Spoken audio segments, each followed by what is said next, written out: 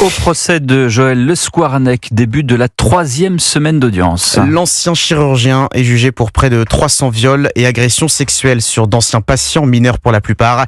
Des faits commis dans plusieurs cliniques de l'ouest de la France où il a exercé. Et au cœur des débats aujourd'hui, les nombreuses failles qui ont permis à Joël Le Squarnec de commettre des violences en toute impunité pendant des années. Notamment l'omerta qui régnait dans sa famille. Le récit de Sandrine Prioul.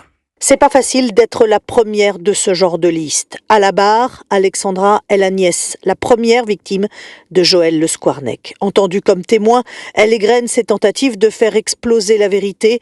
Des cris sourds depuis les attouchements subis dès ses 5 ans en 82 jusqu'au soir où l'adolescente réussit à se barricader pour éviter un énième viol.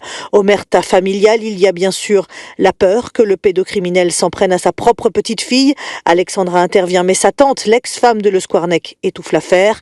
Un cauchemar sans fin pour cette femme d'aujourd'hui, 47 ans, qui très tôt a eu la certitude qu'il ne se contentait pas que d'elle.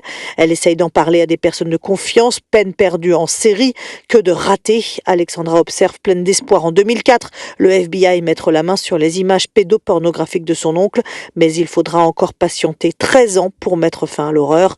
En 2017, il est enfin arrêté, c'est un soulagement, raconte la nièce, et puis vient la honte, la culpabilité qu'il s'en soit sorti pendant 30 ans. Sandrine Prioul à la cour criminelle du Morbihan pour Europe 1.